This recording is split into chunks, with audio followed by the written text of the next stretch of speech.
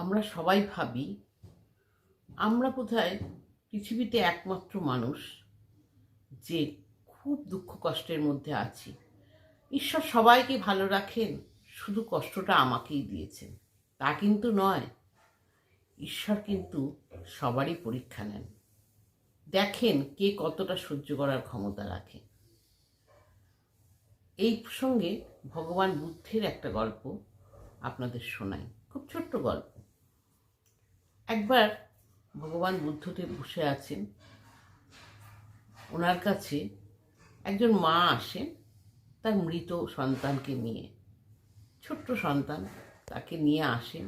সেই সন্তান ছাড়া সেই মায়ের আর কেউ নেই। এসে ভগবান বুদ্ধের পায়ে সন্তানকে অর্পণ করে বলে, ভগবান, আমার এই সন্তানকে বাঁচিয়ে দাও। আমি ছাড়া ওরও যেমন আর কেউ নেই, তেমনি ও ছাড়াও আমার আর কেউ নেই। ও চলে গেলে আমি কি নিয়ে বাঁচব? তখন ভগবান বুদ্ধ তার দিকে স্মিত হেসে বলেন, নিশ্চয়ই তোমার সন্তানকে আমি বাঁচিয়ে দেব, কিন্তু একটা শর্ত আছে।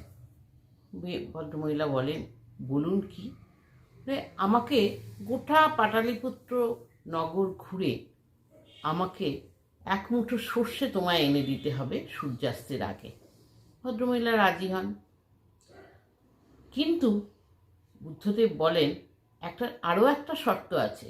শর্তটা হচ্ছে, এমন কোনো বাড়ি থেকে আমাকে সেই সর্ষে এনে দিতে হবে যে বাড়িতে কখনো কোনো দুঃখ প্রবেশ করেনি, কখনো কোনো কষ্ট প্রবেশ করেনি, কেউ কখনো কোনো কষ্টে চোখের জল ফেলেনি। ভদ্রমহিলা রাজি হন। উনি বেরোন এক মুঠো সর্ষে ভিক্ষে করতে। সূর্যাস্তের ঠিক আগে আগে উনি ফিরে আসেন, এসে ভগবান বুদ্ধকে বলেন, না ভগবান, আমি পেলাম না এরকম কোনো বাড়ি। কোনো না কোনো দুঃখ কষ্ট সবার সংসারে রয়েছে, সব বাড়িতে রয়েছে। এমন কোনো গৃহস্থ বাড়ি নেই যারা কখনো চোখের জল ফেলেনি, যাদের বাড়িতে একবারও চোখের জল পড়েনি। ভগবান বুদ্ধ তখন স্মিত হেসে বলেন, দেখেছ তো, তাহলে দুঃখটা শুধু তোমার একার নয়, পৃথিবীতে সবাই দুঃখে আছে, সবাই কষ্টে আছে, কিছু না কিছু কষ্টের মধ্যে সবাই থাকে। তাই নিজেকে কখনো ভাববেন না যে ঈশ্বর শুধু আমার কপালেই কষ্টটা লিখে রেখে দিয়েছে, আর কেউ কষ্টে নেই।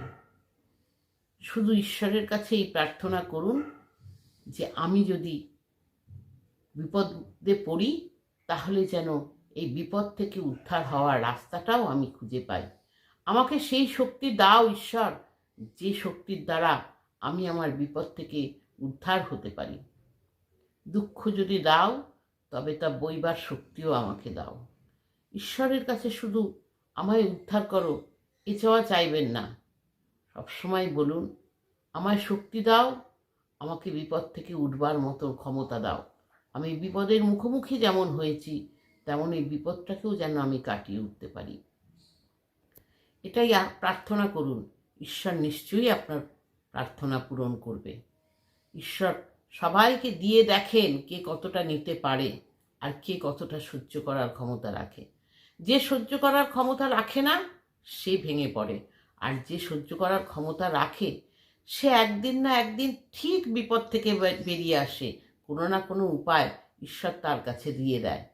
এটুকু মনে রাখবেন যে আপনি বিপদে পড়েছেন, আপনি ভয়ানক বিপদে পড়েছেন, তার মানে কিন্তু আপনার সেই সমাধানের পথটুকুও ঈশ্বর আপনাকে দিচ্ছে। তাই সব সময় প্রার্থনা করুন যেন আপনি সমাধানের পথ খুঁজে পান।